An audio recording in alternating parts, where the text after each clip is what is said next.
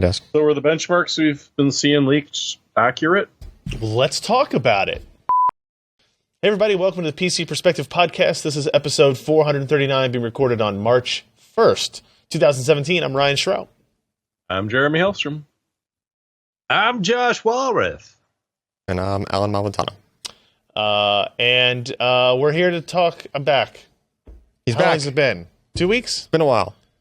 It feels like it's been a very long time. People in the chat were surprised to find out that nobody had murdered me. One of you in the room would have been the first suspect for it. Yep. Well, last week I actually fell asleep during the podcast. Did they get it on video? Did they check in on you? I don't think so, but yeah. It's highly disappointing. We're going to have to start recording every camera shot we get now, just so if he does fall asleep, we have that. Yeah, we can that with shot this new locally. software. Yeah. So you know, if it doesn't crap on itself again, it's fine. So welcome everybody to the show. It is episode 439. We do record the show live. We try at 10 p.m. Eastern, 7 p.m. Pacific at pcper.com/live on Wednesdays. If you need a reminder for that, you want to sign up for the little notifications list of when we're going to do live streams, we're going to do events, you can go to pcper.com/subscribe. You get this page here. And all it does is ask for your name and your email address, and we'll send you notes about the live streams we're going to do. And we'll probably do a special one next week that will involve free hardware, probably. I don't know. I'm supposed to be in court or some crap. I don't know. We'll see. But that's the goal, and you guys can probably guess what that will be about if you, I don't know, follow us. If you've been paying attention to anything in the past week. And another quick reminder, we do have a continuing Patreon campaign going at patreon.com/PCPer. This is your capability to contribute to us and the writers and the site on a monthly recurring basis. That could be anywhere from $1 to $2 to $5 to $10 to $50 to $150 to $5,000 a month, whatever you really feel like we are worth. It's probably not $5,000 a month, to be very fair. I mean, it might be. It's not. I don't think any of us combined are worth $5,000 a month. Probably. But hey, if you're that guy, we won't say no. So go to patreon.com/PCPer. You can check that out. We appreciate that. Anybody who signs up as a new patron while we're doing the live stream and or increases it by $1 or more or whatever it is, we will give a shout out on the show as well.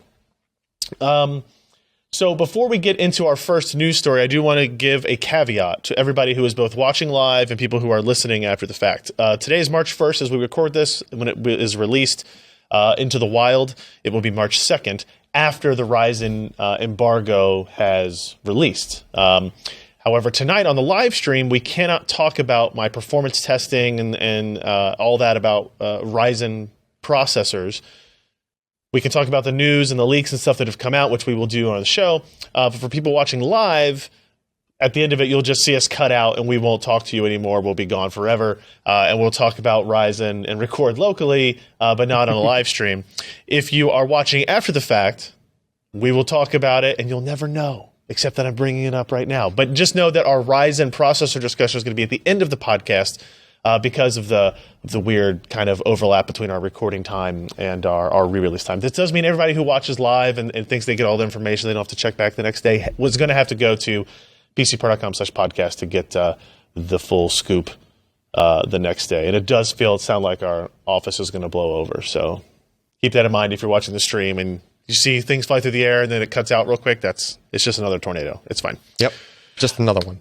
We already had one. So let's go through the stuff that did happen that we can talk about over the last week, starting with, I think, probably the most interesting stuff is what Nvidia announced yesterday at their event in San Francisco right before GDC started. So they announced the GeForce GTX 1080 Ti. And despite what Tom Peterson and other people in Nvidia would say when they say the 1080 Ti, that is not correct. I'm saying Ti, and I want a show of hands in the chat room of people who agree that it should be. How do we do this vote? I'll say it should be Is TI. Is it T-I or is it TIE? How do you pronounce 1080 Ti? It's fast, but it's no twin ion engine. I say the two letters. Yeah, but some people in NVIDIA say TI, and some people say when TI. I say, hey, hand me that titanium. The one saying TIE, that would be TIE. And it's not TIE. I mean, they made the product, so technically they can call it whatever the hell they want. It could be pronounced T also. It could. Well, some idiot wants it to be GIF too. Like we care about that. The guy who made it, right? And even he's wrong, and it's so difficult to tell. It's literally the same thing that we're talking about, right? Nvidia, you came up with the term, but no, you're saying it wrong, like that type of thing. As long as we don't call it a Titan XP. Yeah. So TI seems to be the chat's reaction there. So let's talk about what this product is. It's not a huge surprise. It's a GP102 part. It is 3,584 CUDA cores, which is the same as a Titan X Pascal, which I didn't realize until writing this, that came out in last August. So it's been 9 months it's been since a while. that product was released. Yeah. And this is essentially the same base specifications with a couple of interesting twists. First of all, the clock speeds are higher.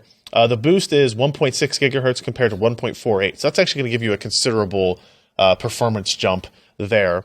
Your texture units are the same, but you'll notice like the ROP units, the memory capacity, and the memory interface are all different. You're running at a 352-bit memory bus, which I have never said those numbers, I don't think, in succession. Yeah, that's a weird.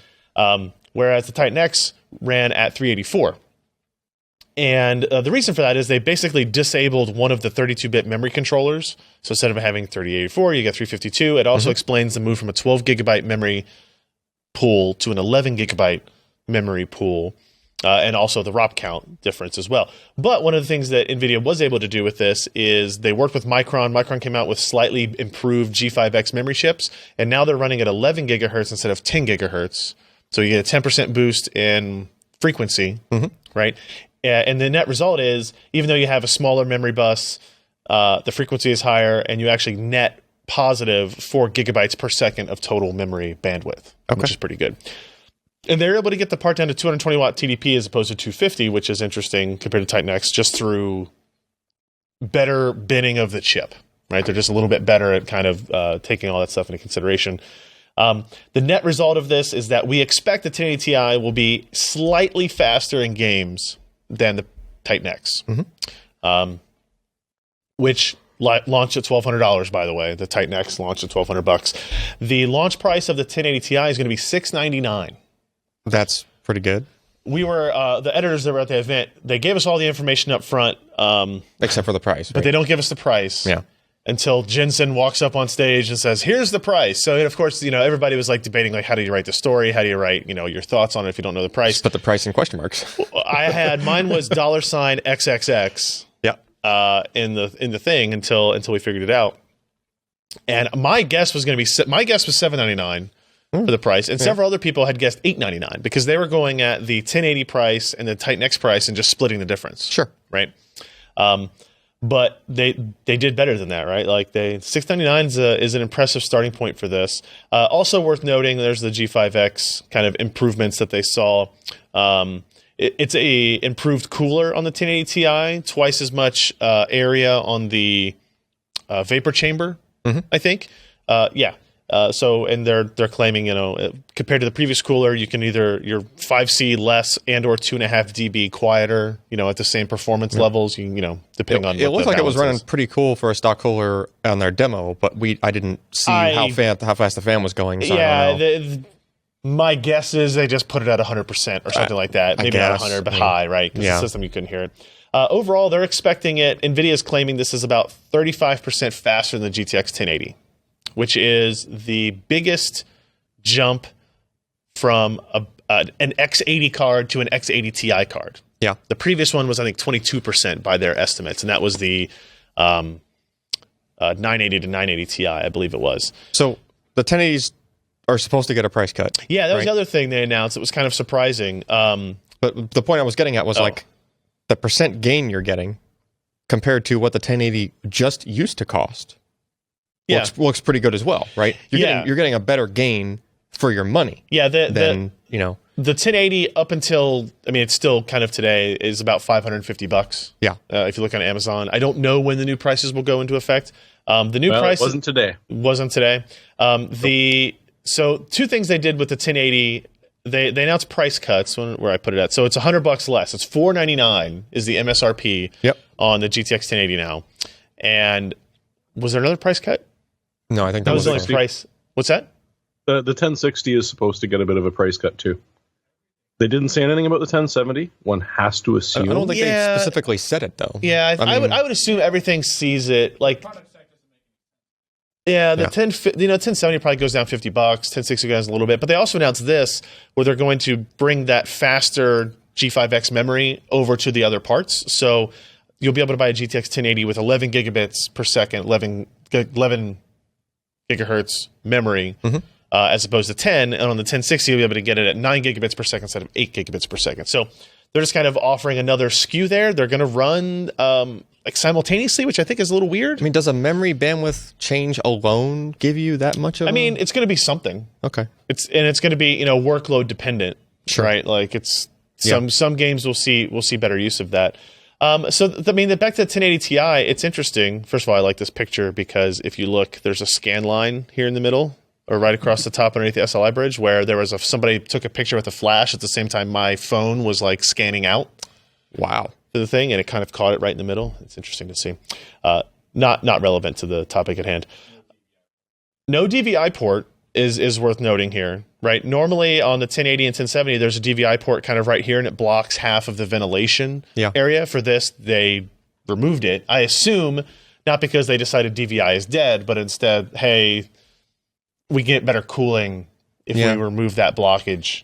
I mean, at this point, anybody that needs single link DVI, you can just convert. And if you really, really need dual link, then just get the active. You have to get the active adapter. You're paying $100 for an active adapter, but like for me, for some of our capture stuff, DVI is important. But I mean, I still have a dual link DVI panel at my house, but I probably wouldn't.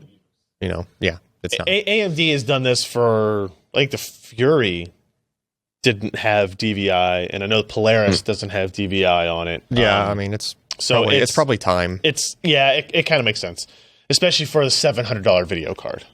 Yeah, right. An 8-pin and a 6-pin. So $699. It's going to be available next week, is what they said. But it's either the 9th or the 10th that it will go on sale. So we'll be able to have benchmarks, and I think one's on its way. It'll be here tomorrow, so we'll be able to have a review ready for all that. Any bets on the market price of this almost immediately going higher than... I don't know. So one of the other things that they talked about that I forgot to put in the story is that there's going to be Founders Editions, and there's going to be virtual boards, which is, EVGA makes their own cards, Asus makes their own cards. Sure. But the Founders Edition is starting at the same price. Oh, they're not charging $50 extra. premium? No, they're not doing any premiums for Founders, which is both good. People were asking for that. They hated that thing. But I think as an AIC, they're probably a little pissed because now... They're undercutting. Well, they're not undercutting, but they're... Now, partners will still sell the Founders Edition as the reference card, right? I think what actually happened is now it's just a reference card again, and people understand that. And NVIDIA used the term Founders Edition, but we don't really need to get into it, right? I think it was a one-shot thing. You're not going to get away with charging the premium twice. Yeah, I think they got a lot with it. And they got a lot of negative feedback. I still think, despite whatever advances to that cooler they might have made, it's probably still the better way to go, just to get the whatever the better coolers are from the other companies. What do you mean? No, there will be. No, there's going to be virtual cards. So EVGA will have their own cooler on it, and Asus will do their own. Yeah, they definitely will. I don't know how many there will be of that because the supply will be limited for those. Well, I just don't know. I mean, it's a $700 video card, right? So how many people are actually going to buy it? There's going to be an initial surge, of course. I'm continually surprised by how many people buy the high end products. And there's a certain cachet of just saying, "Oh, I have my $699 card is faster than your $1,200 card." Ha ha ha, and all that type of stuff. But I mean, between the performance and the supposed overclockability, even with the 1080's price cut, it still looks like a decent deal at that price over. It's close on the percent per performance. They're like the money the dollar per performance. Yeah, I can't even talk. Josh, do you think this is it's a fairly aggressive move from NVIDIA? It is. Do you think they are concerned about the excitement that has been building up around Vega, or do you think they just whatever, they're doing their own thing? They always say they're not concerned, they don't care about the competitor, but that's obviously not true. Well, I think it's a little bit more complex than that. They're looking at AMD, and they're looking to kind of take the wind out of their sails, especially especially if Vega does not perform as fast as the 1080 Ti, then AMD is forced to provide that at a lower price than perhaps they were willing to when they only had a 1080 and the Titan XP. It was just Titan X, but that people Titan called X. it Titan XP. Yeah.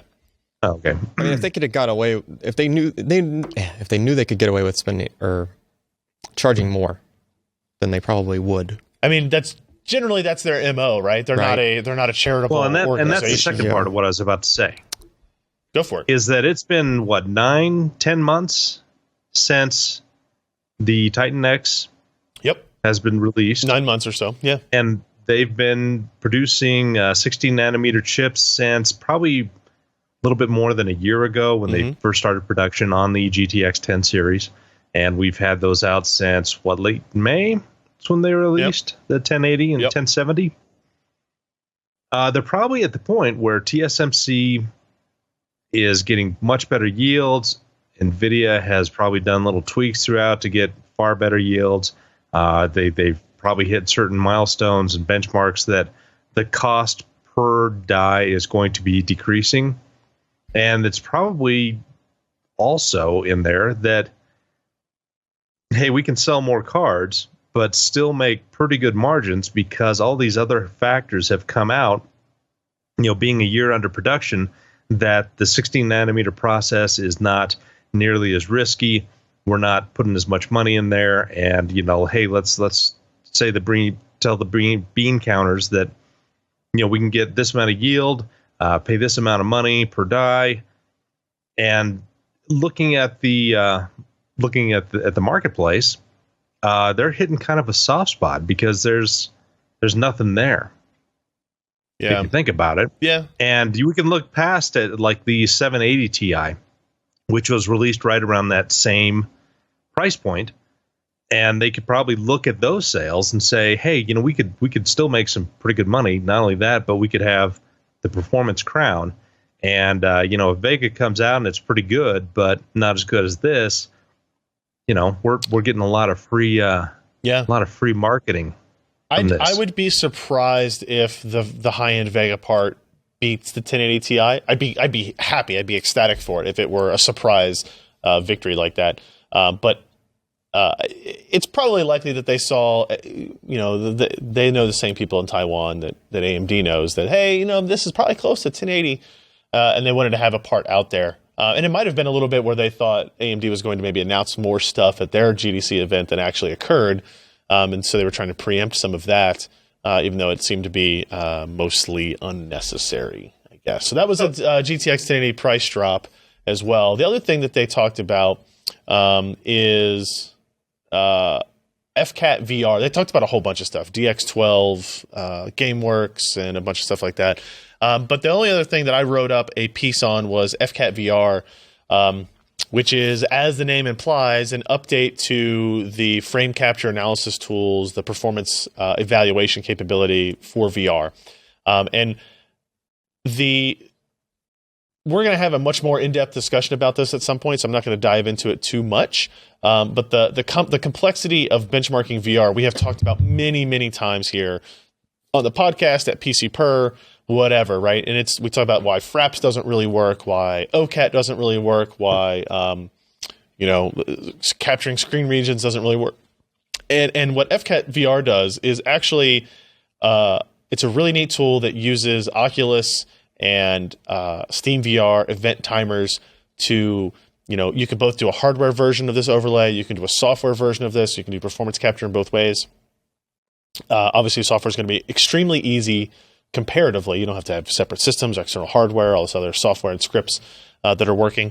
And the net result is a better understanding of VR performance, how to measure it, how to compare it between systems, and all of it is going to be, some of the first comments, of course, because it's an NVIDIA built tool. Of course, NVIDIA built a tool. It's going to make their products look better. But everything they're going to do is open source. Yeah. Right. So people are going to be able to look through it, comb through it. It's written. Some of the analyzation software is built in Python. So if you hate yourself, you can go through that. Not only that, but where it's pulling it from now is it's pulling it from the VR. What's the name of that? The technical term for that? What's that? The virtual reality environment. Oh yeah, like the API. Okay, yeah, like the runtime. Yeah, so it's pulling information from the runtime, be it for Oculus or for Steam VR. So right?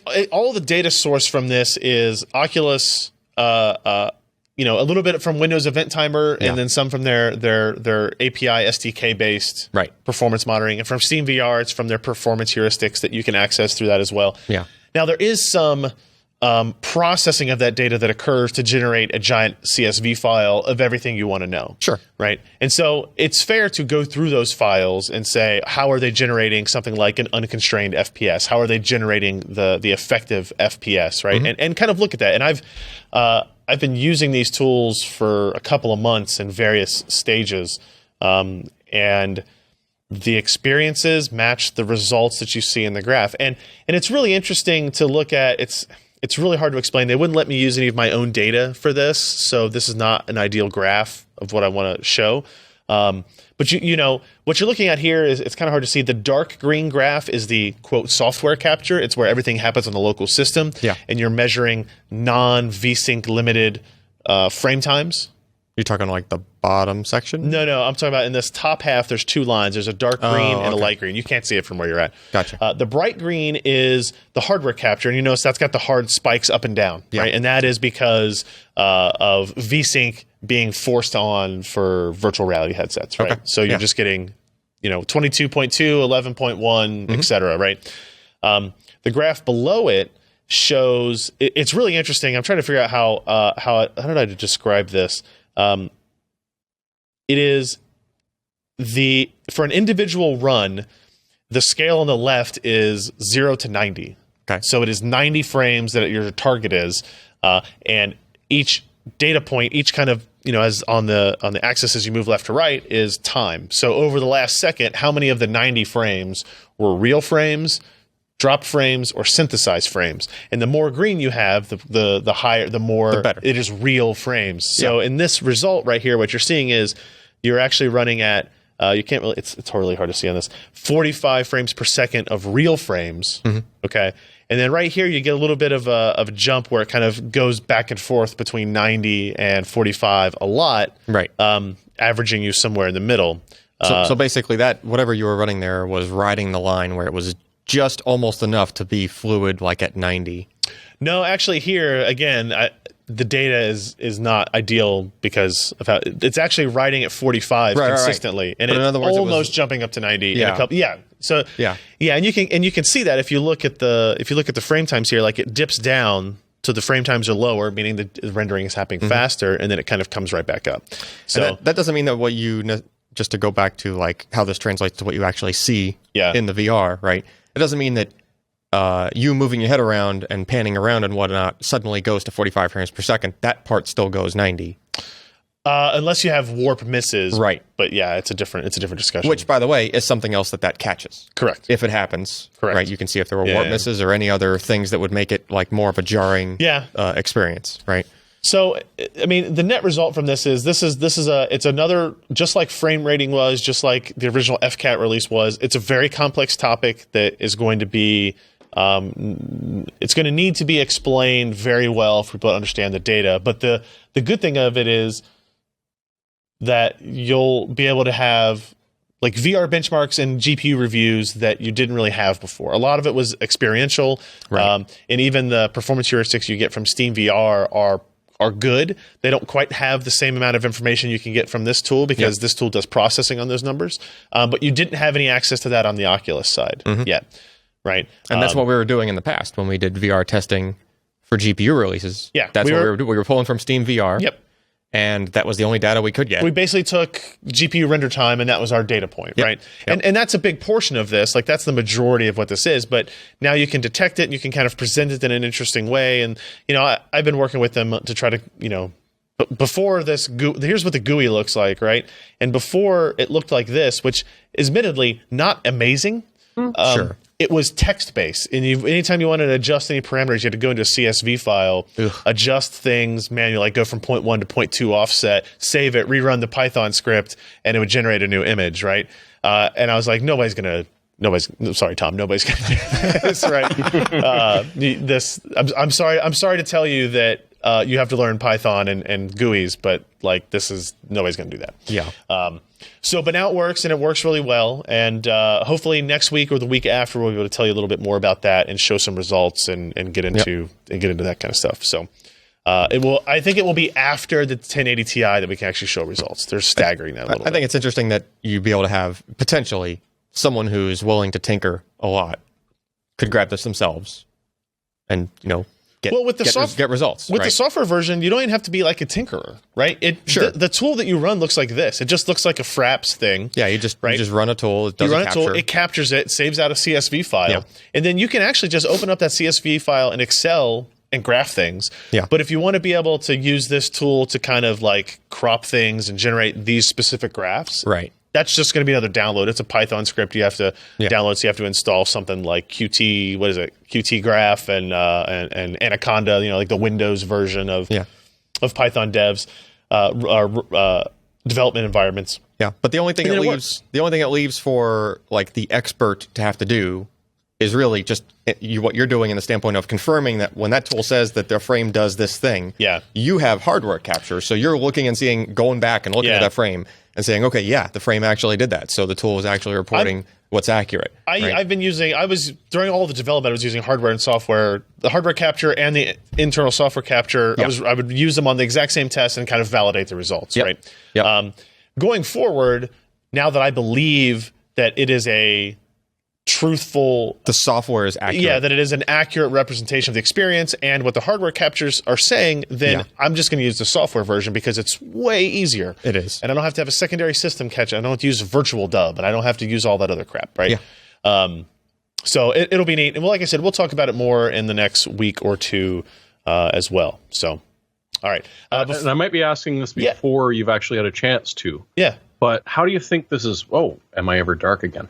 How is this going to match up to FutureMark and OptoFidelity's hardware head? I don't know. It's now going to be measuring. So it's just something you're not sure yet? I don't know. I think it's more focused just on the latency part of the equation. It is. It's very much focused on latency specifically. Because they write the game engine and they have the hardware, like they could do some of these similar things. Yeah. But only with their own application. Okay, so it's going to be a lot less of a Swiss Army knife. You're not going to be able to test everything. Yeah. My expectation is that it will show you interesting information through its own game engine and benchmark mode. But this tool, the FCAT VR tool, will show you, hey, you can run any game, right? Oculus or Steam VR and get results and look at it that way, right? Which is it's obviously what we all want, right? That's really what we want to go through. So, all right, before we move on to the next things that we'll run through, I do want to take a quick moment here and thank today's podcast sponsor. That's right, we have a podcast sponsor, guys. Sweet. I came back to the show. Sponsors wanted to sign up. I don't know what that says about you guys. I know what it says about us. Hitachi keeps approaching you, but you refuse. So this episode of the PC Perspective Podcast is brought to you by our friends at Casper. That's right, the online retailer of premium mattresses at a fraction of the cost. They are revolutionizing the mattress industry by cutting the cost of dealing with resellers and showrooms and passing the savings directly to the consumer. So the benefits of a Casper mattress, this is one of the interesting ones. They say it's obsessively engineered. Which, depending on your view of the word obsessive, is a positive or negative, but I think it's probably a positive. They're spending a lot of time developing this product. It's made of supportive memory foams for a sleep surface with just the right sink and right bounce. It's breathable, so you sleep cool, helps regulate your temperature throughout the night. As somebody who was often a person that like flipped pillows over in the middle of the night, that's a big benefit. It was much more difficult to flip the mattress with the wife on the other side, right? Like, and especially like in the middle of the night. Depends on how angry you are. Waking the kid this mattress up, is warm. Awful. You might get slapped. You can buy it easily online. It's completely risk-free. You can try sleeping on a Casper mattress, and Casper understands the importance of actually trying out the mattress first before committing to buying it. And as the studies have shown, sitting on it, laying on it at a showroom really tells you absolutely nothing for the 12 seconds that you can stand being on it before awkwardly getting off and rolling away from the salesperson that is approaching you very quickly. Casper offers free delivery, painless returns with a 100-day period, so you do not have to do that weird lie down in a showroom dance. And it's 100 days. That's a long time. It is 3 months, essentially, that you can sleep on their mattress and then decide if you want to keep it. If you don't want it, they will come take it back. They won't ask you to put it back in the box that you get it in, but they will come take it back.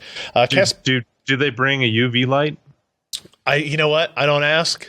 That's on them, man. I'll have to check the return policy. I've moved a mattress like that across country. Yeah. And you get a big enough contractor trash bag and a vacuum cleaner. You could repack it yourself. I'm sure you could re-shrink it. Yeah. Right. Yeah. Yeah. Makes it very easy to move. Actually. When I got mine delivered, it was in a mini fridge size box. Yeah. That I weighed 112 pounds. It was very dense.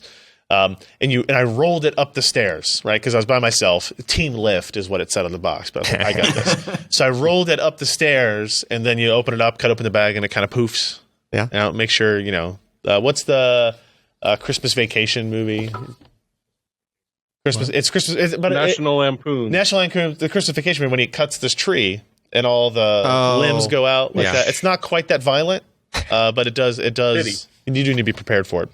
All the mattresses are made in the U.S. Free shipping and returns in the U.S. and Canada. You can save an additional $50 towards a mattress purchase by going to casper.com/PCPer and entering the promo code PCPer. That's casper.com/PCPer, promo code PCPer. Terms and conditions apply because they do, but we thank Casper for their support of the PC Perspective podcast. All right, let's get into the rest of our stuff. We're going to go through it. Whatever, we're just going to get through it. Ken was in San Francisco this week as well, went to GDC. And while I went to the NVIDIA event, he went to the AMD event. Mm-hmm. And you got to see Raja and Roy and who else was on stage that was from AMD? Anybody?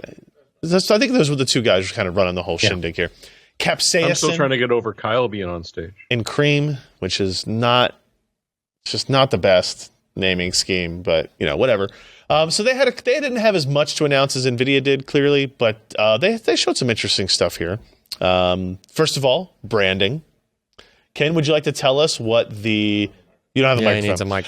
So the Radeon, the Vega chip that we've all been talking about for a long time, yes, right? very long is now officially going to be called the Radeon RX Vega. Okay. That blew my hair back. I will say, because I was at the NVIDIA event, don't tell anybody about NVIDIA. I was watching the live stream on my laptop while I was at the NVIDIA event with no audio. I just wanted to see if anything interesting happened.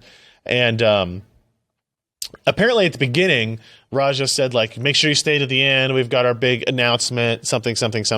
Sure. And it was that that it was Vega like that 20-second Zen video. Oh, yeah. And then he said, and everybody in the room is getting a Radeon RX Vega t-shirt. And he did the pause like that, and then Ken got this t-shirt. Which is pretty cool, to be fair. And Ken, I can't help but notice, Ken, this is not my size. It's almost like you didn't get me one. All right, fine. We'll take... it's been a long time since I've worn a medium t-shirt. Not for gags. Did they say anything else about Vega specifically, Ken, that stood out in terms of they didn't announce new features. They demoed the high bandwidth cache controller at work. They demoed double packed math at work which is FP16. Basically showing hey, the hair simulation that we do in it's not Hairworks, that's NVIDIA's Tress Effects, thank you. We can process 1.2 million strands per second as opposed to 550,000 per second in FP16, and the detail, like, there's not a markedly visible difference in quality. Cool with that, right? So that's a plus. They showed the cache controller at work with, kind of a contrived demo where they built a card with 2 gigs of memory, HBM2 memory on it, and then they had one with 2 gigs of HBM2 memory on it, and the cache controller enabled that could access system memory. And you got, 50% better on the average frame rate and 100% improvement on the minimum frame rate in those instances. I don't know how that's going to apply in the real world, because 2 gig cards probably aren't going to be using HBM2 for a while on like the budget parts. So, if Vega comes out and it's 8 gig capacities, how much of a benefit will it be to current shipping games today? I don't really know. But it was interesting to see them basically proof of concept, not really proof of concept, but like proof in application in a real workload that the cache controller can work completely seamless to the game. The game didn't have to be rewritten to, take advantage of the tech or anything like that. But they just showed like instant scaling capability. With it. That's the best kind of optimization you can do. Otherwise, you have to wait on. T-shirt. You don't want to rely on everybody else to. I'm gonna have to email somebody. I need a T-shirt. Yeah. Like, I don't wear them. You really want that T-shirt that you're not going to wear all the time. The same thing. I wear it. Fuchsia or actual red? No, it's red. It's okay. It is pinkish. He says, yeah. And it's a B. It's just the way the printer did it. Yeah. It's supposed to be like straight red. Fusion red. Right. So that was what AMD showed at their Capsaicin event. They had a couple of other little things. But also, Josh, you wrote like me. So okay, Josh, I have to warn you. We're not going to walk through your editorial part by part on this. We just don't have the time for it. Editorial, it's a dissertation. So Josh wrote an article, Zen and the Art of CPU Design, which is very cleverly titled, that is more summarized as a history of AMD's kind of like x86 CPU designs, right?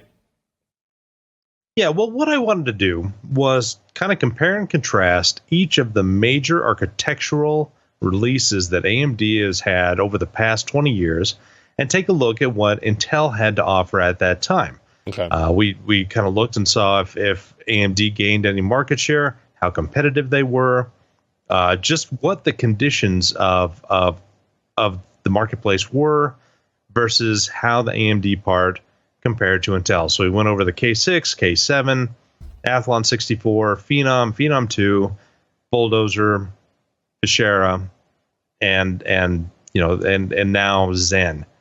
And so, it's a lengthy article, and yes.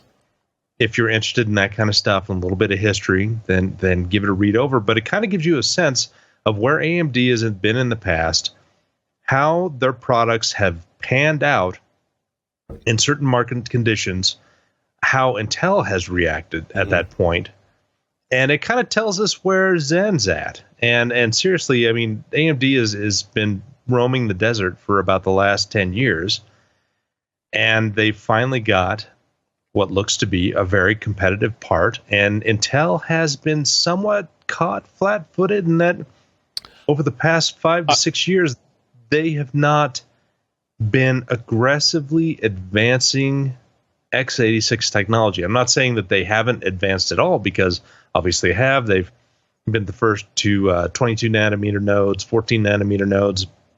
They've improved their 14 nanometer process, so it's 14 nanometer plus. We've seen some definite improvements from generation to generation. Probably what is more impressive to me is their chipsets and the new technologies they brought in. But AMD's finally got a part that is truly competitive on kind of the realm of the K6 and the K7 parts. Doesn't look to be as overwhelming to Intel as the Athlon 64 was originally when it was going against the Pentium 4. That's not the total number of pins that was on that AMD chip, is it? Around the outer perimeter there? I don't know. Josh, does this picture confirm that AMD is working with Intel on a new Confirmed. I mean, remember, that was a 16-bit bus. Yeah. The 286. Yeah, I know. That's why I'm thinking that might actually be the total number of pins needed around the perimeter. I liked it when processors had the logo for Windows directly silk screened on it. Windows 95, baby. I installed many of these processors in my day. Oh yeah. Yeah. It's a really interesting article that if you have any kind of nostalgia for that type of stuff, or if you're new to it and you just don't know anything about it, it's worth looking back. And I think we still plan on doing like a Skype interview with somebody like we did with David Cantor to talk about the Zen architecture, about kind of the history of AMD and Josh's editorial and how it works. And yeah, I installed a ton of these processors. I think, Josh, this one, the K6-2 was the more popular of that line, right? The K6 was good, but the K6-2 kind of really took off. Yeah, and the K6-3 didn't sell as well. It was a lot more expensive, and it was at the end of the K6 line, and it was competing against the later Pentium 2 and early Pentium 3s. But yeah, the K6-2 was so common, and it went from 266 megahertz up to, gosh, I think like 533 megahertz at one point. Yeah. It's really cool stuff. You can go back and see the Slot A Athlon. That processor is what started me into the world of PC hardware reviewing. It was really, the Slocket? Yeah. It was that processor and the Asus K7M motherboard. Those were the things that true. like back in the day when people started websites around one particular product. Yeah. Yeah. Well, no, the K7M. Like what was the name of that? .net. What was the name of that site, Ryan? K7M.com. That was the first name, right? That was the first name, was K7M.com. I think if you go there, I think I still have it redirecting to PCPer.com, I think. Or apparently it goes to nothing. I don't know. Aww. I still own them all. I know, because I get notifications of renewal prices every time. He's still paying that bill. I still pay that bill. It was K7M.com and then AthlonMB.com. Yep. And then AMD MB. Yeah. Yeah, I'll have to check on that. None of those redirect anymore. That's sad. Oh. And then it became PC Perspective, which at first was PCPerspective.com. And then after about the 50th time I mistyped perspective into the URL, I said, you know what? It's going to be PC Perp. You're like, I don't know. It sounds like a drug addict thing. I was like, I don't care. Like, it could be PC Peer, I guess. It's fine. Whatever. Well, it was also Google calling us PC Perspiration and Perspectives occasionally. Perspectives. It took forever to get that fixed. Perspiration was in there. .com doesn't work. That's very sad. Let's see, other AMD news.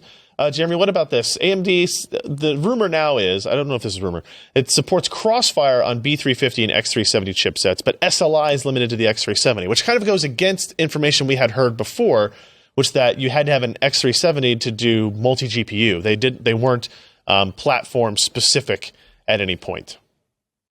Well, and this is coming from Computer Base DE out in Germany. So it's probably right. They're not ones that go crazy. But yeah, so essentially what they're saying is a lot of the B350s do have a pair of PCIe 3.0 16-device slots, and they are indeed going to support CrossFire, which, I mean, for AMD to implement isn't ridiculously hard to believe. Mm-hmm. And there's plenty of reasons to go with the B350 chipset, because from what we've been seeing from Gigabyte, who are sort of the ones who have actually officially shown us what those motherboards are going to do, you get a lot of the same features that you want. You get your M.2 slot, you get your USB 3.1. So tossing in the SLI or tossing in the CrossFire for people that might buy a mid-range GPU and then back it up with a second mid-range GPU when their wallets refresh makes total sense. Yeah, no, I agree. Yeah, SLI is, of course, going to come with a licensing fee. Yeah. So it makes sense to throw it on the motherboards, which, I mean, I was shocked when I saw some of the X370 prices. Some of those upper-end ones are north of $400. Which is weird, because I've never seen an AMD motherboard for over $100 in 2.5 years. It's true. That might be an exaggeration, but it's been a little bit. It's been a long time since we've had motherboards that warranted those prices on that platform. So, well, the 270s, because this isn't confusing at all. The 270 and the 370, totally easily. But one's a spotted. Z and the other is an X. Yeah, true, word, dog. But 3s are better than 2s, so duh. Mm-hmm. Yeah, duh. That's easy. That's easy. All right, so that's all we'll talk about for Ryzen new stuff that we can talk about on the live stream, I guess. A couple of other quick news items to get to. We'll mention these here. Oh, wait, no, we did have another. This one snuck in there. Overclockers. At the Ryzen Tech Day, we're able to push the Ryzen 7 1800X to 5.2 gigahertz using LN2 and break a Cinebench record of, what did they get to? 2363 at 5.2 gigahertz. That's 8 cores, 16 threads, all of them running at 5.2 gigahertz, which is pretty impressive. That is impressive. Like we've seen 7700Ks probably hit 5.2, but that's 4 cores, 8 threads from Intel. So it's pretty impressive, and obviously they were able to get a world record of Cinebench for whatever that is worth, right? Obviously, LN2, not for everyday guys. You don't want to run your workstation on LN2. Unless you have a guy full-time standing there pouring liquid nitrogen on your system, which, I mean, people can do whatever they want. You just keep pouring it in. Yeah, so apparently the previous record was the Core i7 6900K, also an 8-core 16-thread at 5.2 gigahertz, 5.22, so slightly ahead, and scoring 2146. So this was a couple of hundred points above that as well. So a good sign for AMD, although, well, more to be said tomorrow on that. All right, now we'll get into what is. Don't look at me. Sorry. I was looking at the rundown. This was a rumor of, what is this, Jeremy? This is a Ryzen 5, which has not been announced yet, I don't think, right? No, but it doesn't need to be because yeah, rumors are rumors. So what's the rumor here? That it's going to be a 6-core processor later in the year? Absolutely correct. Okay. Was that Josh I heard? No. Okay. But no, we're not going to see these. I'm busy clearing my throat and opening beers. It's a worthy effort. But we're not going to see these until the latter half of the year. Okay. Maybe April-ish, but probably June and forwards. So you're going to see the trimmed down 6s with quite possibly, I think they mentioned the Ryzen 3 at a quad core. What do you think? There somewhere. What do you guys? So obviously, they've already announced the prices. The Ryzen 7 1700 is $329. So clearly, they're going to have processors that will be priced below that. Mm-hmm. What those exact specs are haven't been confirmed. Are you okay with Ryzen 7, Ryzen 5, Ryzen 3? No. To go against Core i7, Core i5, Core i3. Are we okay with that? Because they did try. They did try the other way before. Motherboard. Josh, on the APU side, they had the A8, the A6, and the A4, right? Because it was one better than 7, one better than 5, one better than 3. Mm-hmm. How'd that work out for them? Nobody cared. Yeah. So, but the other thing about it that is kind of worth mentioning now that I'm catching up to it is it's a 65 watt part. That's nice. Yeah. It may be that AMD's reputation for having hot and bothered chips is going to be going away soon. Should be nice. Yeah. I can't say anything about this story. I know. I'm just looking through it. I had not seen it. I mean, it's it kind of makes sense in that they didn't release those yet for 2 reasons. One, they're probably doing all 8-core stuff through wafers and trying to get those out as much as possible, and they're not gonna.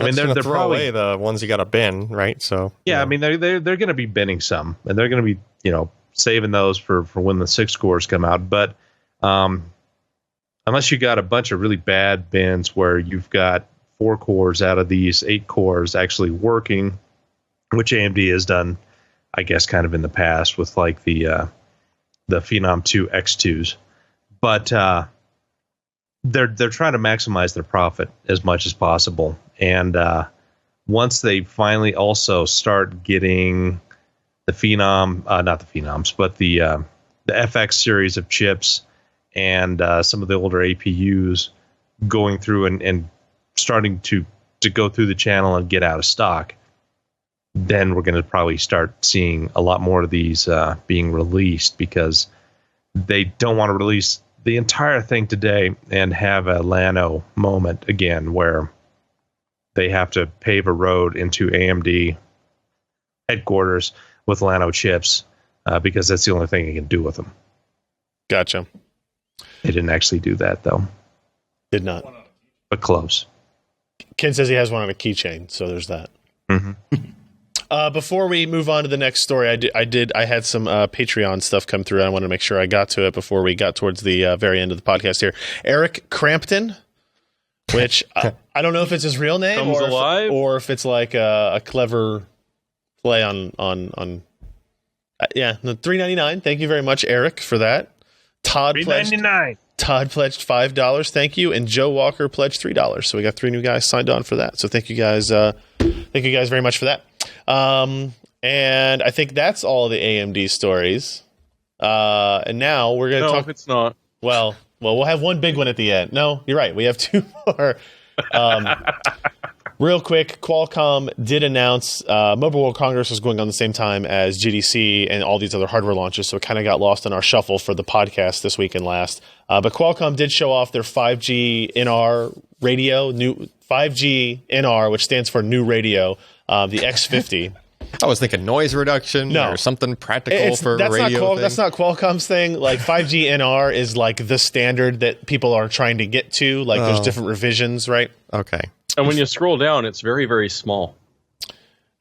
Yeah. Jesus. I mean, so this is the prototype that allows them to go to different... I know why, because that's like FPGAs. Yes, correct. Yes, it is. Yeah. This would not go in your phone, although it could go in a base station, right? Like, you know... So is that a 1U rack? It's like a 2U. It's a 2U. Look at the screws. It's a 2U. Yeah. Okay. Yeah. Your phone could go in that. Lots of phones could go in that. Could.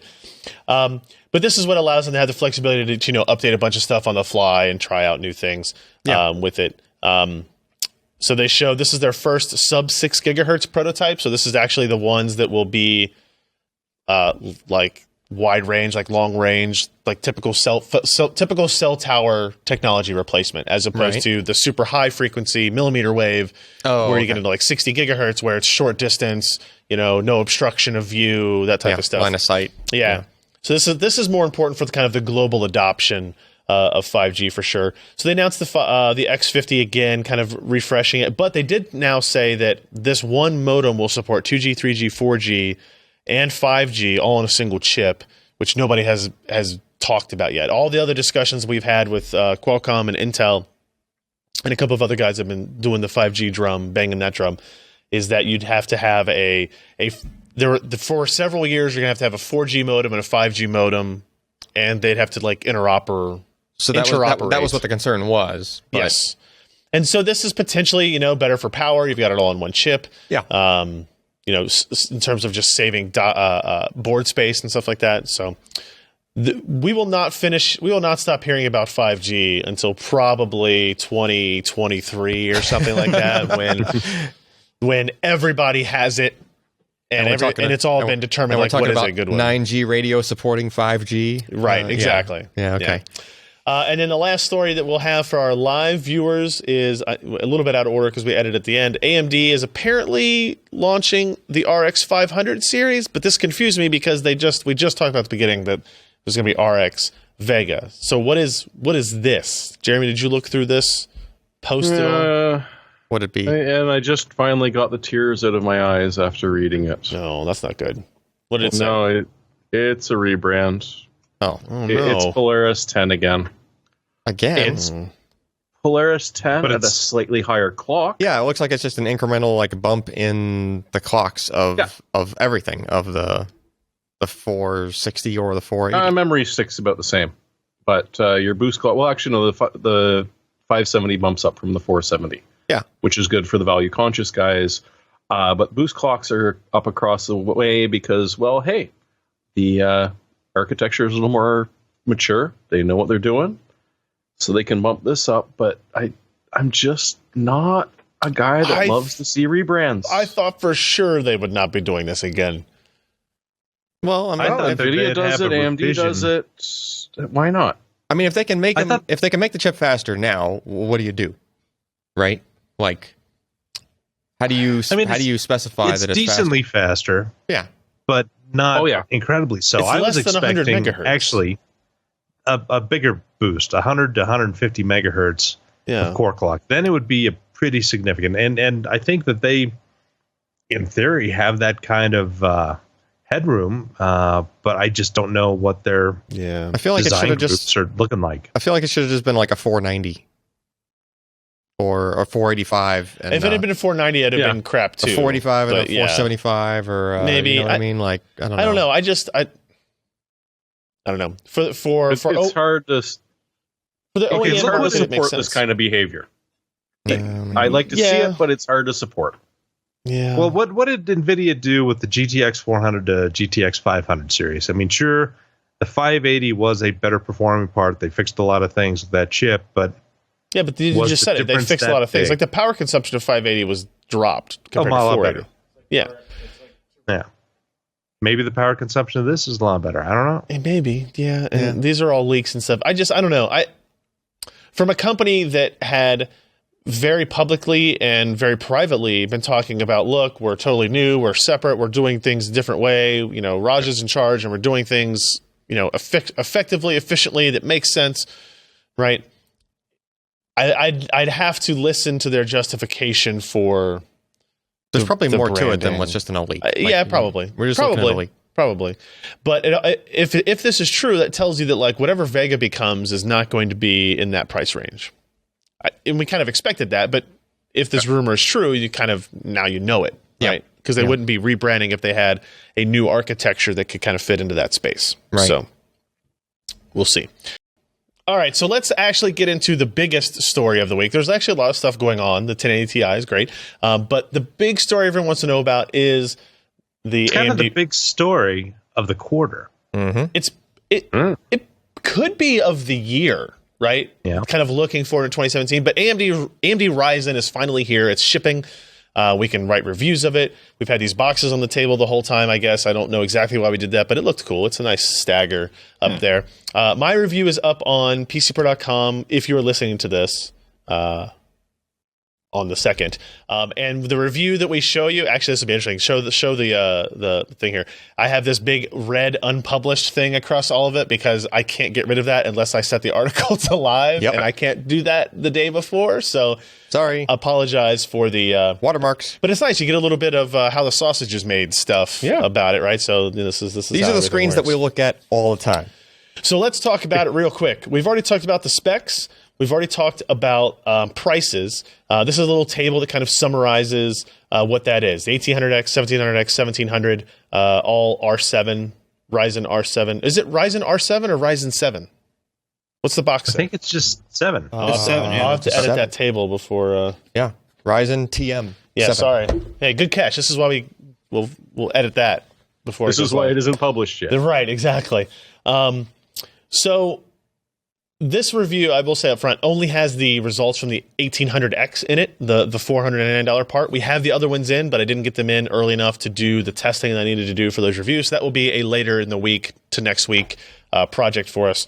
But I will say that if you look at this graph here, like this most important item is obviously the price. The $499 1800X competes against the Core i7 6900K, which is $1,050. Yep. Right. It is half the price. The other parts have price advantages, but they range from $50 to $30, so it's not nearly as dramatic as what you get here. So the X1800X, a $500 CPU, is not going to be what most people buy, right? But it is by far the most compelling of these three launched. It is because of that huge perf delta and price delta. Josh, you have a Ryzen architecture article that we won't go through here, but for people who need a summation, a review of what the architecture and what it is. Any like quick comments on what stood out to you from the new information, if there was any? It's not bulldozer. That is true. That's a good thing. That is true. That's yes, probably a good thing. A couple of things really stood out. The IPC improved dramatically, which is great. Mm-hmm. They were able to clock up not only a new design, but also a pretty new process from GlobalFoundries, who has not had the world's greatest track record on cutting edge process technology for the past 11 years since AMD, kind of cut bait with their manufacturing group. Mm-hmm. Yep. So being able to hit 3.6 to 4 gigs for the top end part is really impressive. I mean, again, it's a brand new architecture. It's a new process node. Usually that is poison for many companies. Something always goes wrong, and they have underperforming parts or really hot parts or parts that just can't clock up very high. AMD is able to hit a really good spot and have a competitive performance against Intel. And certainly I know that you probably haven't had a whole lot of chances to overclock yet. No. I've been hearing things of 4.2 to 4.5 if you're really lucky. And so AMD's kind of on the bleeding edge of the clock speeds, but they seem to be able to pull it off pretty well. And that really is impressive. Again, made up of 2 modules, CCX modules, each of which have 4 cores, can handle each core can handle 2 threads. They went over to SMT rather than CMT of the previous generation. AMD did a lot of right things in this, and Jim Killer and his group should really be proud, because at a fraction of the budget of what Intel has, they were able to produce in 4 years a design that is competitive and costs less to produce than what Intel has at the i7 6800 and above level. It's impressive. If you look at this table again real fast, one thing I do want to point out, so all of the Ryzens are 8 cores, 16 threads. But what's important to note is, so the 7700K is the flagship single-threaded part from Intel. Mm-hmm. The 6900K is the best competitive 8-core 16-thread. But if you look at the clock speeds, they're different. The Ryzen has a 300 to 400 megahertz advantage, considering if you look at base or boost. But the Core i7 7700K has as much as a 500 megahertz advantage. Mm-hmm. Actually, a 600 megahertz on base. Yep. Right. So, IPC is really important, but it's only one half of the story. It's IPC times clock rate gets you your total performance, right? Yep. So that's important to just keep in mind as we go through this. I'm not going to get into any other details here. Some of the stuff like the Ryzen CPU, the Zen architecture boost technology works in 25 megahertz increments instead of 100. Mm-hmm. So you get a little bit more granularity, which means in a scenario where maybe Intel couldn't have boosted another 100 megahertz, AMD could boost 25, 50, or 75 and maybe eke a little bit more of that performance out than they would have if they had stuck with 100 megahertz increments. So that's interesting to look at. They have the XFR technology, the extended frequency range, which I feel like was going to be a much cooler feature addition than it actually turned out to be. The 1700X, 1800X that's what the X indicates, is that it has XFR. And the idea was that it was supposed to allow people who had high-end cooling to automatically get better frequency and clock speed out of their parts, right? Mm-hmm. And when it was described originally, it was kind of like, if you have a high-end water cooler, you might have the ability to run quite a bit faster than somebody who uses a stock cooler. As it turns out, I don't know if it was a time constraint or the feature didn't quite work as well as they wanted to, but XFR is limited to 100 megahertz over the top boost. Okay. So the X1800 or the 1800X, which has a 4.0 gigahertz boost clock, mm-hmm. has a 4.1 gigahertz XFR clock, which really, in my mind, is just the new boost clock, right? If you have cooling that can get there. Yeah. I think it's not meant to maintain that at a sustained amount unless you have really good cooling, right? Correct. And the idea is that it could just blip up to that higher speed for very short periods, assuming it was at a lower power before that. Yeah. Then you just have some heat. And again, you're only talking about single-threaded workloads where it would do that. Single to two-threaded workloads where that would even happen in a best-case scenario. I just feel like originally when they had done it, that maybe there was the idea there to be 200, 300, 400 megahertz of playroom in there instead of 1. Yeah. For whatever reason. So, is there any chance it's dynamic? So that if you've overclocked your CPU beyond where XFR would kick in. Yeah, it is absolutely still be able to. It is absolutely not dynamic. Okay, and in fact, as soon as you do overclocking, XFR is disabled. It's not even a thing. Okay. Oh, okay. And I did not do overclocking testing in this, but it is worth noting that the overclocking works as such. You overclock by multiplier and base clock, the same way you do on Intel parts. Yeah. The only current ability is to overclock all cores to one setting. Okay. Right? So you can't say, well, if I'm 1 or 2 cores, make it 4.5 gigahertz. If I'm 3 to 4 cores, make it 4.2. And if I'm all cores, make it 4.0. Okay. Right? You can't do that. Which it makes the Cinebench make more sense. Well, it's a little when bit they're hitting the same overclock on all cores. Yeah, it's a little bit disappointing though because it's very possible, depending on your cooler and the chip and the luck of the draw type crap, right, that you may overclock your processor to 3.9 gigahertz, which doesn't sound great because the boost clock on that is 4 gigahertz. Right. Right. Even though that's only a single core target out of the box, 3.9 would be all cores, so you're actually getting 200 to 300 megahertz of extra frequency with that OC, but it just doesn't have the same like appeal, right? When we take a 7700K to 5 gigahertz, that's 500 over its max boost. And is that on all cores? The 5 gigahertz on the Intel, So there's more headroom on the Intel processors than there is on the AMD processors. This is what that comes down to.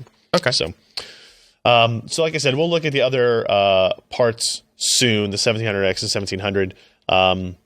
Any quick thoughts on? I had you look at the storage performance. We don't have the graphs in the article yet, but not yet. I had you look at SATA performance and the NVMe performance, right? So I checked SATA performance and NVMe performance across a Z270 board. Yep. With the 7700K in it.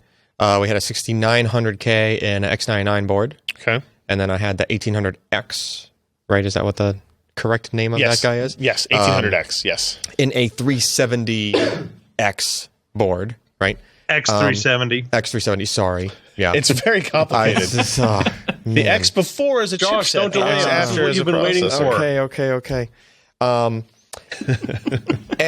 there was something that I assumed was going to be a weird thing to come up during this type of a test, and that is when we usually do our SSD tests, that test bed has C states disabled, a bunch of other stuff disabled as far as power savings and power management goes, and we're trying to get the CPU out of the way, right? I'm trying to get the motherboard, the chipset limitations, any of those limitations out of the way because I don't want to test that stuff. I want to test the SSD, right?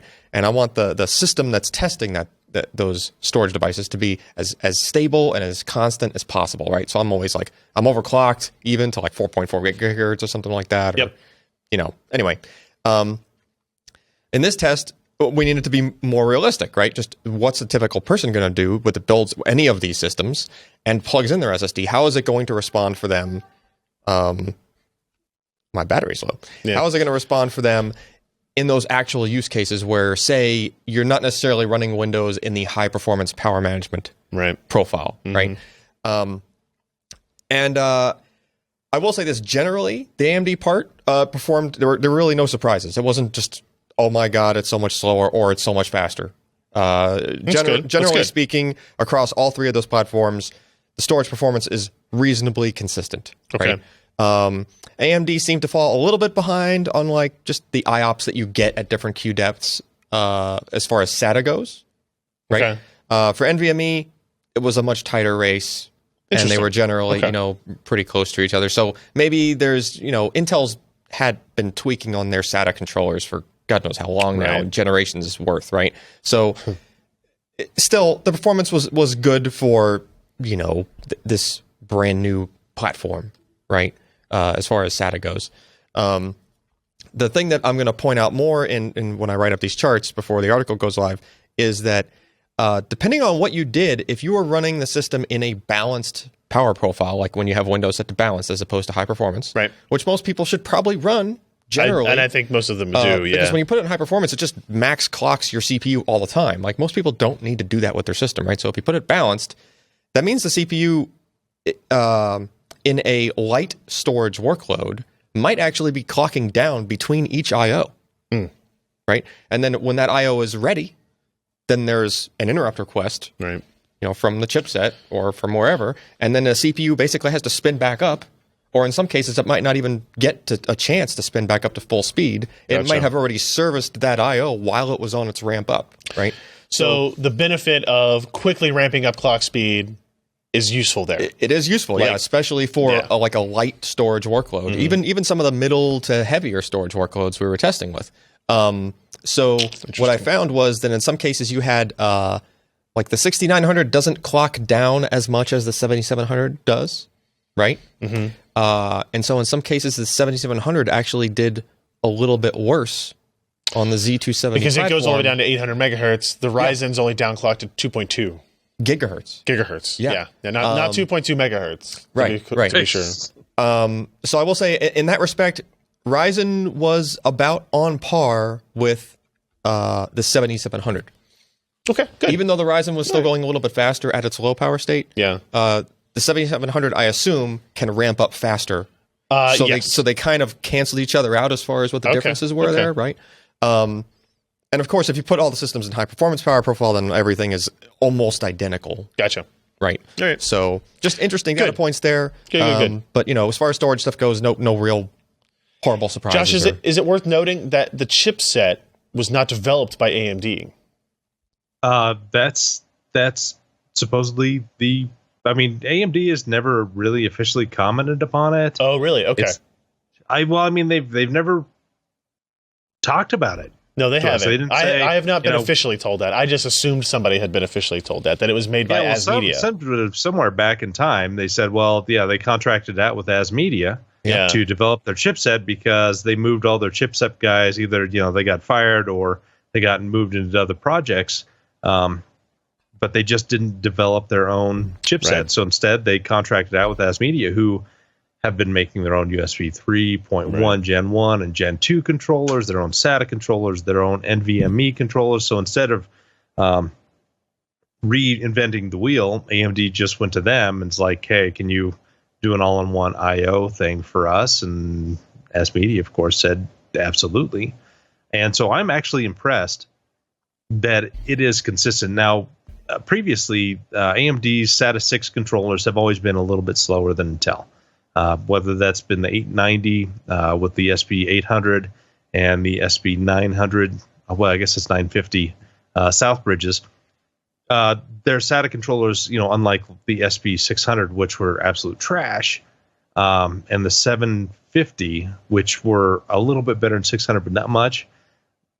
The SB850, 950s were really good and really competitive, but they were still like 5% slower overall than what Intel had when they finally got rolling around SATA 6G. So I guess I'm not terribly surprised they're behind in SATA 6 because, again, why put all this engineering into something that works pretty darn good? But overall, I'm happy for AMD because this could have been an Achilles heel for this entire platform.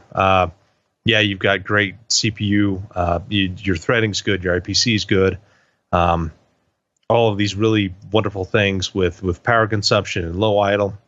And then suddenly I throw in an NVMe and I'm 20% down from what Intel has. Gotcha. Again, we didn't know what the chipset was going to do. So it's really heartening that it's competitive and it's not going to kneecap AMD when it comes to overall sales. Indeed. Now, I do want to say, go read the review on PCPer.com. I have a video on YouTube that's like 18 minutes of just me talking about the performance of Ryzen 1800X as well. I'm going to go over a couple of the highlights here that make the most sense to touch on. First of all, we have a clock for clock page here that I think is worth showing, right? And this is 3 parts running at 3.5 gigahertz, fixed, all cores, clock speeds, right? Yep. Everything all at the same speed. All at the same speed. Trying to see, if you look at the 1800X and the 6900K, those are both 8-core, 16 threads, so you should be able to see how the architectures scale, right? And then I did include the 7700K here, even though it's a quad-core 8-thread. One, because we wanted to get the single-threaded results from it, and even when we get the multi-threaded testing on it, even though it's half as many threads, you see interesting things about how some multi-threading things don't use more than so many threads. You may be behind on single, but you actually are ahead on multi, and it's interesting to think about why that might be. So the first result is Audacity, a very single-threaded workload. Shows a huge difference. This is MP3 encode. Shows a huge difference where the Ryzen 7 1800X is significantly slower, right? Where this is seconds, lower is better. And you see that the 7700K is the fastest. Again, all the same clock speed here. So this is purely looking at the architecture itself. Yeah, this is pure IPC, or at huge least as difference close as we there. can get to it. Right? Right. And then if you look at Cinebench, this is higher is better in terms of scores. And there's another advantage to Intel in that. This is kind of justifies what we had already known. Single-threaded performance on Intel is going to be better. That is closer, though, in that test. It is. It's Ryzen much closer than what that workload shows. Sure. And throughout the benchmarks, you'll see that workload dependency is there. Yeah. Like there's a lot of variance in how that works. Yep. So here's Cinebench multi-threaded. First thing's worth noting. The R7 1800X that was behind in single-threaded to the 6900K is now slightly ahead in multi-threaded. Mm-hmm. Again, at the same frequency. At the same frequency, which tells us that either the SMT integration or the larger cache facilitates better core-to-core, thread-to-thread communication, whatever it is, improves the multi-threaded capability of the processor to some degree. It's not a huge swap back and forth, right? It's not 10% minus to 10% plus. Right. It's a couple of percent minus to a couple of percent plus, but it's good to see that work out. It's competitive. It is. Yeah. And then, of course, the 7700K, Intel is going to hate this slide, this graph, because it shows 7700K. Well, it has behind, half the number of cores, yeah. so yeah. Well, it's also true. It's also true. It is. And so here's Handbrake again, right? The multi-threaded score, where time score lower is better. The 1800X is faster than the 6900K at the same clock speed. That's And half the price. And yes, half the price as well. Now here's one that's interesting in the opposite way. This is 1080p Hitman DX12 Ultra preset, not like medium, not low, none of that crap. Right. The frame rate is actually higher on the 6900K than the 7700K, which I find very interesting. That is very interesting. 121 versus 111. So there was enough showing threading. that it does kind of scale with There was cores. enough threading in that game where it benefited from more than However, 4 threads. the Ryzen part is way lower, like significantly lower, 94 frames per second. That is a 8%. Let's see. No, where is it at here? It had 8% advantage. Yeah. I don't get it, right? So no, the 7700K is 10% faster than the Ryzen 7 1800X in that case, right? I have a question for you guys. Yeah, go for it. Are all three of these parts 20 meg cache? No. No.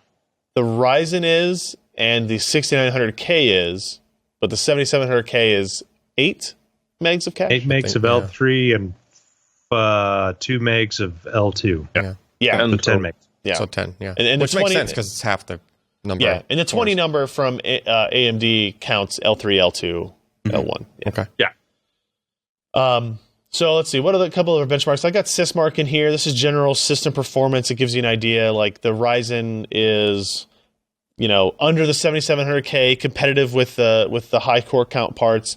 I'm going to go to a couple of the specific ones that call out interesting results that we saw in our testing. So if you look at synthetics, right, if Sysoft Sandra's in there, it shows single-threaded performance. It's competitive. It's actually, right up there with the 6900K, as we were just showing. And this is with clock speeds at their stock settings. Okay. Right? We're back to just normal processor testing. Yeah. The 7700K, still the better solution there because of its frequency advantage. When we get to multi-threaded in that same test, you can see the difference, how it shifts, right? The 8 cores means a lot. It jumps way past any of the Kaby Lake parts and the Skylake part, obviously. And the only thing it falls behind is the 10-core part from Intel. Interesting. Right? If you look at multimedia, it's a little bit less it's less threaded, right? But it still takes advantage of some multi-threading, clearly, because the 10-core parts are a little bit higher. But the multimedia test has more... that's more AVX. SIMD. Exactly, right. It's taking advantage of some of the other Intel specific developed. They're not specific because the Ryzen can do AVX. It just does it slower. Than what Intel does. Memory bandwidth. Remember, the Ryzen parts are 2-channel memory controllers, like all the Kaby Lake Skylake parts, whereas these guys down here are 4-channel DDR4 memory controllers. Yep. There's that difference. Yep. And then cache bandwidth, which is a little bit interesting to see as well. And it shouldn't. Okay, go back to the memory. Okay. Yeah. Okay, so we got quad channel on all those high-end Intel parts. How well did that help them out in the majority of benchmarks, not Sysoft Sandra memory? Yes, and that's always been the case. Yeah. The memory performance only is beneficial in very specific use cases. Yeah, I mean, as long as your prefetcher is worth a crap on the CPU, like it's gonna be pulling that stuff out of the memory in the background, basically. Yeah, and if you got enough cache, as well. Yeah, 20 meg seems like a lot. Yeah. Speaking of cache, there's that cache bandwidth. The Ryzen part is like the L1 measures slower, but the L2, L3 is significantly faster than Kaby Lake.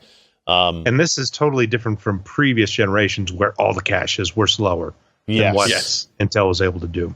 Yeah. So a big jump there. And I'm always a fan of watching it jump in that particularly sequential order where you see a certain jump that doesn't scale ridiculously for the last step. Oh, I see. With Ryzen, it's actually a nice slope, so it'll be interesting to see how they develop that.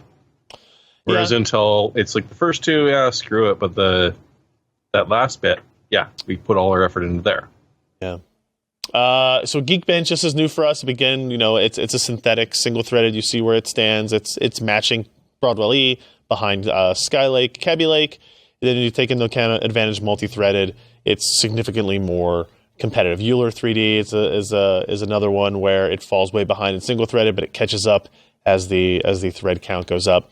Some of the less theoretical ones and more realistic, we talked about Audacity at fixed clock speeds. Here's Audacity at the clock speeds that the processor runs at. This is seconds, lower is better.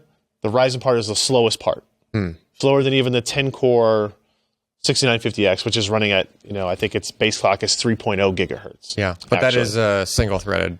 It's very single-threaded. Yeah. But it's interesting because it shows you that, MP3 encoding has been around for a decade or 2 decades, right? Mm-hmm. There's not they didn't suddenly come out with a new version that takes advantage of AVX2 or something. Right. So this kind of shows you that there is something fundamental to the architecture that is making it slower in this case. Right. I don't know what it is. I don't know what it is. But there's something it's like there. Euler 3D that some flags are put up there and it doesn't take advantage of the advanced FPU functionality. Yeah. Handbrake looks good. 8 cores, 16 threads is gonna be fantastic. It's a little bit faster than the 6900K that it is half the price of. Quite a bit faster than the Skylake parts, Kaby Lake parts.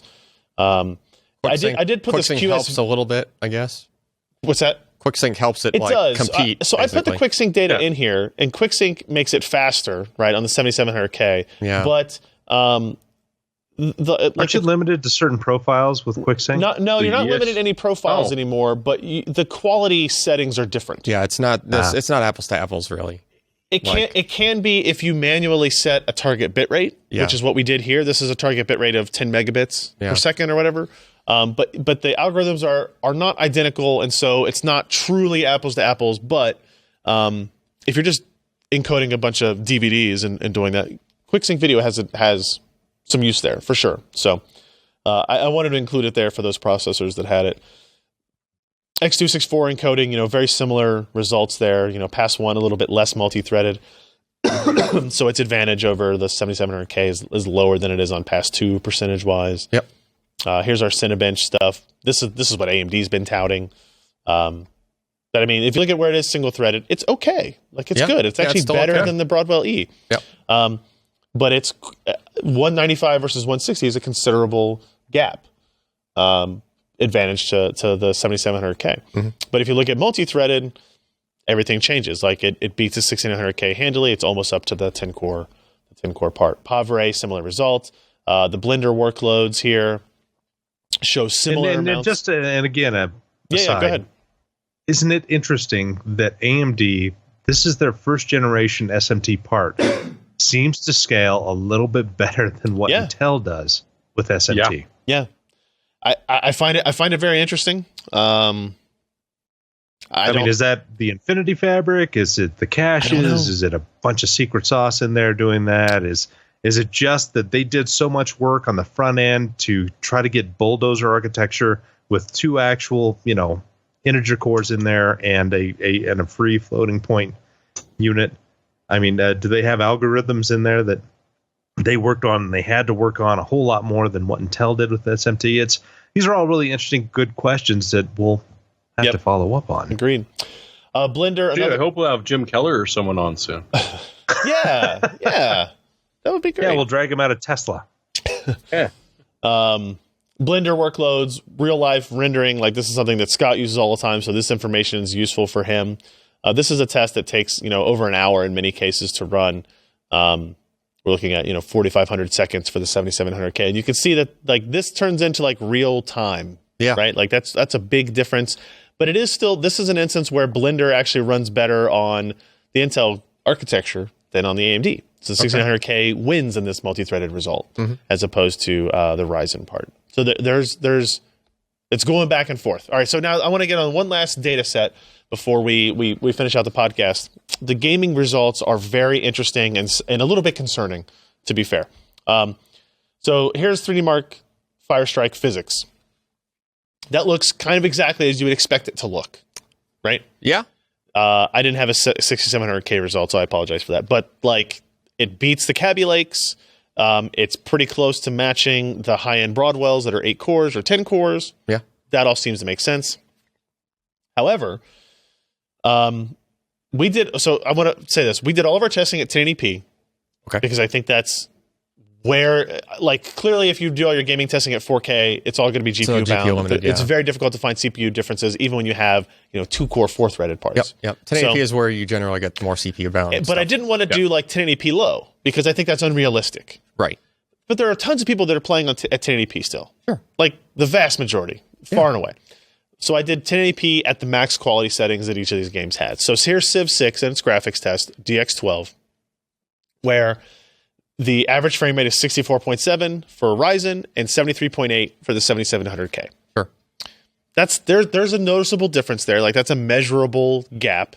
But actually, what I found more interesting is that all of the Broadwell E parts that were 6, 8, 10 core were actually faster than even Skylake or Kaby Lake, meaning that the Civ 6 engine in DX12 does scale with cores, but the Ryzen part did not necessarily. Like, I mean, I'm assuming it is. Like, if we had a 4-core it didn't get that huge advantage it was getting before in Right. things that were using a lot of cores. Right. Yeah. And so Well, look at the one aside is look at the 95th percentile of the Absolutely. 6950 and how much that dropped.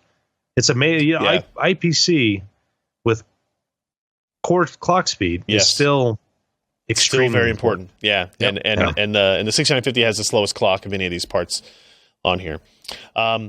And a similar result here, which was like the AI test, which is actually less threading, impact clearly, as you can see here. But the Ryzen part was still had a disadvantage. It's close. It's within reason. Rise of the Tomb Raider DX12 1080p Ultra. What the heck happened there? What the hell? I don't know. It's got to be there's some an of the audio game version because that's here. an AMD game. Yeah, but it's it's graphics, right? To put it for the lightly, audio listeners, I guess just to say, all the Intel parts, Kaby Lake, Skylake, Broadwell E, are measuring between 132 and 136, 139 frames per second on this. Yeah. Ryzen is 103. A huge jump down.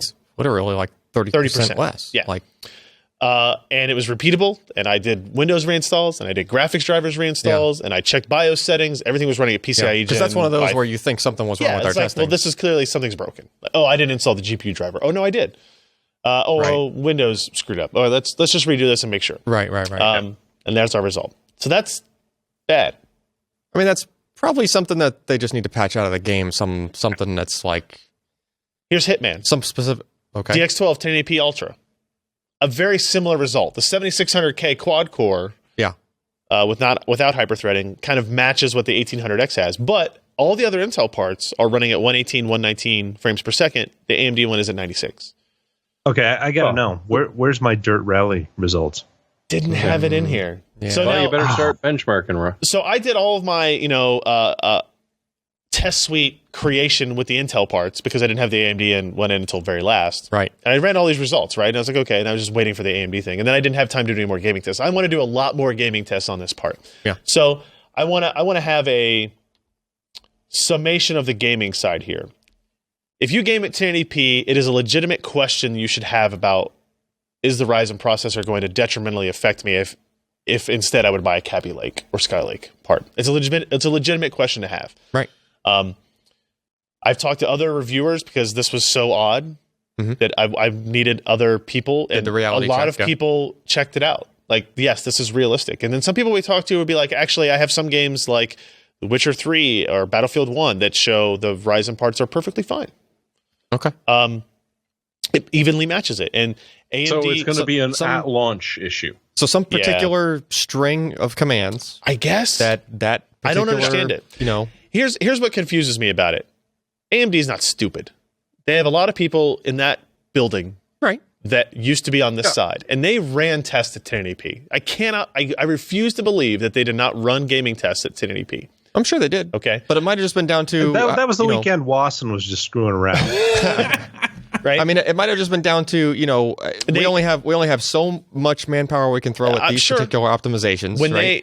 So which ones do we put more weight on? When they put out the rev guide and when they had us out there, they only showed 4K and some 25x14 results. And that kind of and I was like, okay, that would kind of be a little, you know, indicator. And I sent them. They had all these gaming results 6 days ago. Right. And I said, I think something's wrong. Take a look at this. And they said, you know what, we're gonna evaluate this and double check, and we'll get back to you. Yeah. And they got back to me like yesterday. And the summation was essentially the statement from AMD was kind of like, there's an issue at 1080p. We're looking into it. We think games are they were just inherently written for the Intel architecture, not because of any vice or ill will, just that they were the dominant processor and Zen didn't exist. And so we're trying to look into it, and we'll see what happens. Maybe there needs to be... Why bother optimizing your game for an AMD processor that's a couple of years old at this point? Well, even if you had optimized it for Bulldozer, it probably would have zero effect on what these CPUs see. I mean, exactly. You have to realize that if you're going for the best performance out of any, is an Intel-specific compiler for stuff. Yeah. Right? Yep. Like, so, and I don't think there is an AMD-specific compiler that does specific optimizations for that, right? Yeah, and not to say that the optimizations in Intel's compiler is specifically targeting this processor that came out after the compiler was made. Right. So that's kind of like not a possible thing, right? So, well, you know why AMD doesn't have a compiler? Manpower. Well, because the graphics section grabbed everybody to do real-time compilers and drivers, and there's no AMD compiler. No working at AMD. I mean, it's quite easy to think that, and it might even be the explanation that you got a problem with the right hand and the left hand. They're not quite talking to each other right now. They're staking out their own territory. The GPU guys are pretty well established. The CPU guys are just sort of breaking ground again, which is lovely to see. But yeah, I mean, this is the first. Maybe they're going to get together and sort of figure out, oh crap, sorry, I should have seen that before. Let's fix it. I mean, it's the first new thing in a while. It's doing pretty good in a lot of places. Yeah. Right. So I mean, and I really do believe, even though I don't have the results to show you, that 25x14 and 4K, if you're gaming at those resolutions, any of these deltas are going to be compressed, if not gone. Yeah. Right. And so we'll do more testing on it, and where I very much encourage you to look at other people's testing and results. Kyle at Harder CP has VR results. I didn't have time to do VR testing, so he has VR testing you should go look at. And his summation to me earlier today was that it's a little bit slower, but it's close. So we'll see. Well, that's a hell of a lot of difference from the preview. I mean, it's kicking the crap out of what it was before. So, Last quick thing, and I know this has been a long thing, guys. Power consumption is interesting. This is rated at 95 watts. Okay. Kaby Lake is rated at 91 watts. Okay. Broadwell E is rated at 140 watts. These are TDPs. Right. But they're measuring them differently. Intel is creating TDP as a maximum power draw. Okay. AMD is telling you TDP is the maximum thermal dissipation that the heat spreader will require you to cool over a little bit of over a running average of a few seconds, probably. Right, like laws of thermal propagation. Type stuff. Yeah. Right. Yeah. And so the reason that's interesting is meaning it could go for short bursts at drawing more than 95 watts. Yeah, drawing more than 95, as long as it doesn't do it for so long that it overheats. Yeah. Stuff. And they were very upfront. They were very upfront about that at the tech day. They're like, we're going to draw more than 95 watts, and if you have a cooler that lets us do it for longer, we're going to do it for longer. Okay. So the TDP comparisons are bad in that way. Like, you can't look at those two numbers and really measure anything. Because if you look at these you can't call them results, the same. the Ryzen 7 1800X on Cinebench draws 150. The system, by the way, this is a system thing, draws 155 watts. Right. 33 watts more than the 7700K. They both claim to have, within 4 watts of TDP. The same, Right. And in fact, what the 8-core 1800X is doing is it's actually drawing the same amount of power as the 6950X, around the 69K. It's drawing Broadwell E power. Sure. Right? Yeah. So it's probably in the range of drawing 130 to 140 watts of use. Yeah. Now, we had a pretty hefty cooler on it. What kind of cooling system did you actually use on this? The only cooler I had that functioned with this was the one they supplied, which was a Noctua air cooler. Right? A good one. It was a good one. But it was like a 8 heat pipe. But whatever. I didn't have the correct stuff for my Corsair water coolers, which I do now have. But boy, that's going to be even more interesting to see. Yeah. I don't think it would because it could draw more. I don't think it would go up that much. Oh, it's going to draw that. more. Yeah. Oh, it's going to be 6 more watts. Well, okay, 6 more isn't that bad. Yeah, I mean, no, it's not bad, but it is measurable. Yeah. Sure. What I will say is that it's sounds idle. more like when Intel tried to do their SDP thing. Is it SDP or RDP? It was SDP, scenario design is the power. blue the idle on that? Blue is idle. That idle looks pretty damn good. The idle is. I do want to point that out. Like, the idle power of the Ryzen system is 10 watts lower than Kaby Lake, which was better than Skylake, which was better than. I agree with that. That's surprising considering that the Kaby Lake is doing 800 megahertz at idle, and this CPU, the Ryzen, is doing 2 gigahertz at idle. I will say this does consider the platform, the mother is different as well. So some of that could be. I can't imagine that. I mean, maybe the Intel chipset just fundamentally uses a little bit more power than this new chipset with AMD. I don't know. There's about the same number of accessories and stuff on those two competing platforms you tested, so it's. I don't know. Shouldn't be that. It's impressive to see, and like for like businesses and OEMs where you're buying thousands of systems, like 10 watts at idle. Yeah, that adds up. That adds up to a lot of money. But also 30 watts at load adds up. True. As well. So it would be an interesting discussion on that. So I think it's important to point out, like, cooling to cooling, the Ryzen really part and the Kaby Lake are not equivalent. Yeah. Like, you're going to need more cooling to get the best perf out of your Ryzen part than you will out of a Kaby Lake part. Yeah. Right. Not that anybody buying a 500 CPU is going to have less than that, what I put on this, but it's just worth noting. I didn't do any talking. We'll talk about that later. The pricing we've already talked about and where it sits in comparison wise. I really, really like the 1800X. My conclusion to this is that, especially at the price. Yeah, I mean that's the killer for it, right? If this were $699 or $799, if it were just a couple $100 less, first of all, you'd be in that price range of crazy people processor cost, and AMD just can't go there. Yeah, they need to prove themselves before they can get to that space if they even want to. Yeah. The truth is, what they wanted to do is get market share. And you're not going to get market share selling an $800 processor, even if it's better than a $1,000 processor. Right. And they kind of decided that the $500 was like the highest somebody was willing to pay for a processor that met their goal for, addressable, consumer space. And it's a reasonable benchmark. It is. Yeah. And it doesn't hurt that they're just so much cheaper than that Intel part. Yeah. Less than half. Yeah. Compared to like the 6950, right? And it's here's my 6950 it is 1/3. Yeah, and 6950 it's 1/3, the 10th core. Which one is the $1,050 CPU? The 6900K. Okay. Yeah, the 8-core 16 thread. It's still less than half that. Yeah. It's my take on it is the single-threaded performance and the gaming performance in particular is not great. Like, it's good. If you look at like every other single-threaded performance workload we look at on Ryzen, it's pretty good. Right. It's comparable within a handful of percentage points, and up to a couple of instances like Audacity where you see this wider gap. But if they can get the solution to the gaming thing, the outlier on the gaming thing looks a little weird. Looks odd. Yeah. But for $500, people are going to be really willing to give up some of that single-threaded perf to get the multi-threaded perf that you get for $500 less. Yep.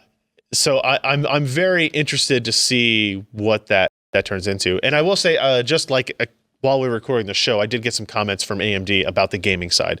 They basically have quotes from Stardock and Oxide, from Creative Assembly, developers of the Total War series, from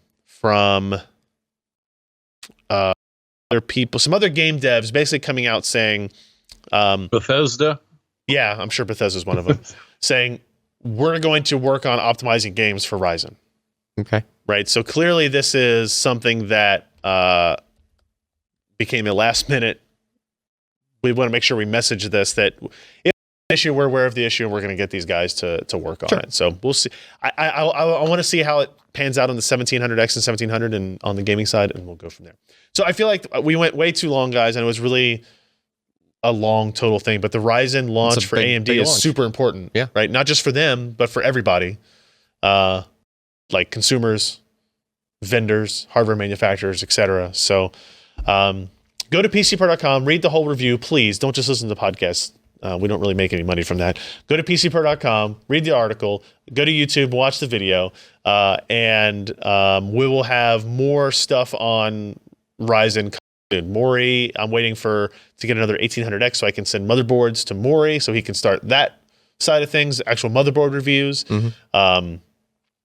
We want to do more gaming testing. We need to do overclocking testing. I have 4 more X370 motherboards that showed up that we need to at least kind of poke around with and see how it goes.